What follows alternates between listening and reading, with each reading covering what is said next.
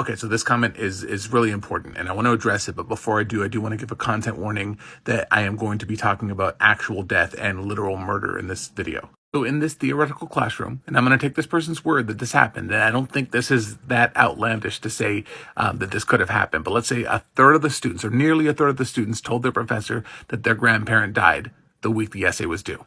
Your takeaway from this should not be, this is why professors need documentation, or this is why teachers and management need documentation. Your question should be why? Why did so many students feel that this would be the only acceptable excuse they could give that would grant them an extension? And I'll tell you why. And I'm going to share a really extreme example in a second that kind of really hits the point home.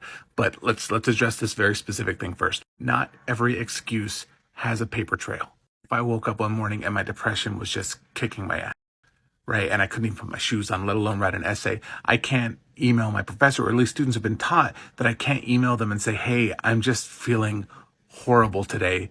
Can I get an extension? Because they know that the professor is going to say, okay, just get a doctor's note or even a therapist note, and I'll accept that. But that's assuming they can afford a therapist or that they even have the ability to get to one that day. So instead, they give my grandparent died, because no reasonable person is going to say, give me a death certificate, even though I know a lot of professors do, right? No reasonable person would be in a time of mourning, ask you to provide proof for this sort of thing. So this is the excuse you get. Now let's get to the more extreme example, and I promise I'll tie it all together in a second. A few years back, I made a video about a student of mine who had a family member who had been murdered, right? And all of her other professors had dropped her from their classes, and I was the only one that allowed her to make up the work. A lot of people in the comment sections were like, what kind of a heartless professor would hear that this person's family member had been murdered and then say no to an extension?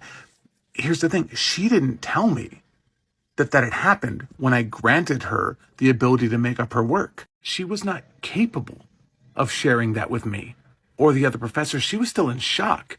Simply writing it down in an email was not possible for her to do. And the only reason I found out was that weeks after the fact, she wrote a second follow-up email thanking me and letting me know what had happened. There are countless reasons why someone might genuinely need to not go to class or to have extra time for an assignment, and only a small fraction of those leave a paper trail. So of course, a third of these students are claiming their grandparent died to get an extension on that essay, but that's not on them.